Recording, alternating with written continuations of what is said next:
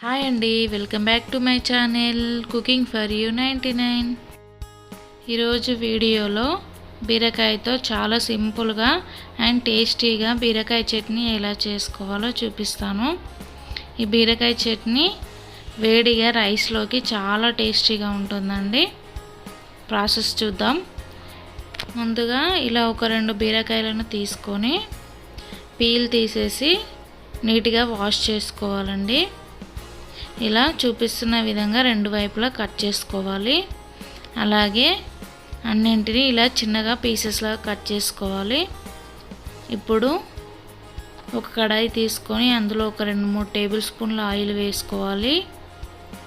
ఇందులోనే ఒక 7-8 green chilli ఇలా మధ్యలోకి కట్ చేసుకొని వేసుకోవాలి. ఇలా ఒకసారి మిక్స్ చేసుకున్న తర్వాత మూత పెట్టి ఒక 2 నిమిషాలు మధ్య మధ్యలో కలుపుకుంటూ ఫ్రై చేసుకోవాలి. చూడండి, ఇలా అంతా ఫ్రై అయిన తర్వాత ఇప్పుడు వీటిని ఒక సైడ్కి తీసుకోవాలి.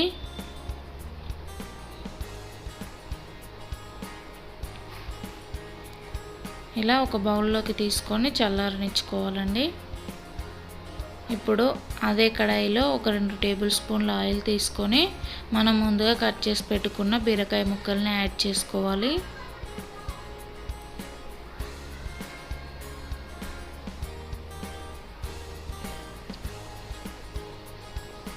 ఇలా వేసుకున్న తర్వాత బీరకాయ ముక్కలన్నీ ఆయిల్లో కలిసేలాగా ఒకసారి కలుపుకోవాలి. ఇలా కలుపుకున్న తర్వాత మూత పెట్టి ఒక 3 నిమిషాల వరకు కుక్ చేసుకోవాలండి.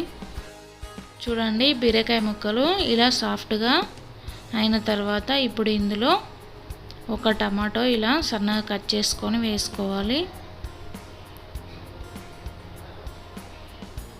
ఇలా టమాటాను కూడా ఒకసారి కలుపుకున్న తర్వాత మూత పెట్టి టమాటా అంతా సాఫ్ట్ అయ్యేంత వరకు ఫ్రై చేసుకోవాలి.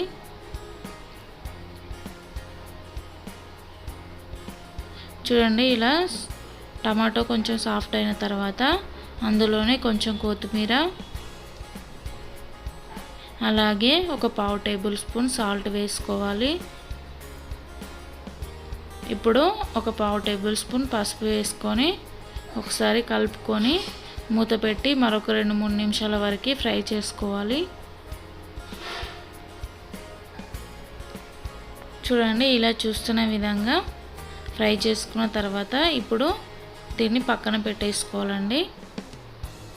ఇప్పుడు ఒక మిక్సీ జార్ తీసుకొని అందులో ముందుగా ఫ్రై చేసి పెట్టుకున్న పచ్చిమిర్చి వేసుకోవాలి.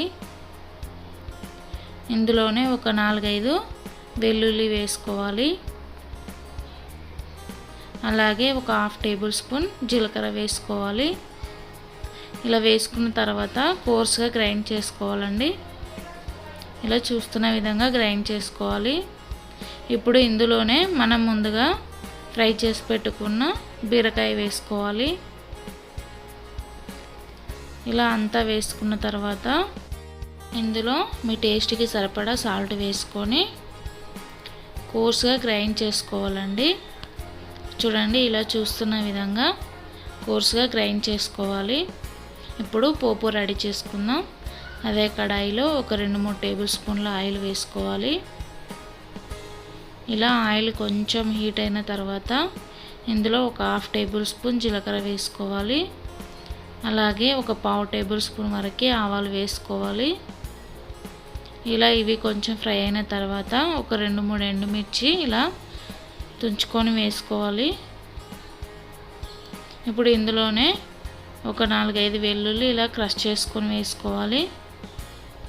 ఇవి కొంచెం ఫ్రై అయ్యేంత వరకు ఫ్రై చేసుకోవాలి. ఇప్పుడు ఇందులోనే కొంచెం కరివేపాకు వేసుకొని మరొకసారి ఫ్రై చేసుకోవాలి. ఇప్పుడు కొంచెం ఇంగువ వేసుకొని ఒకసారి మిక్స్ చేసుకోండి. ఇలా పోపు అంతా ఫ్రై అయిన తర్వాత మనం ముందుగా ప్రిపేర్ చేసుకున్న బీరకాయ పచ్చడిని యాడ్ చేసుకోవాలి.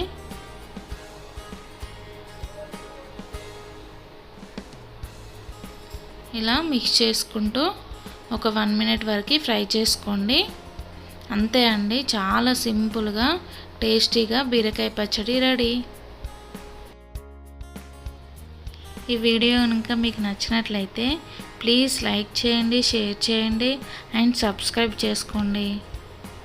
Thank you for watching.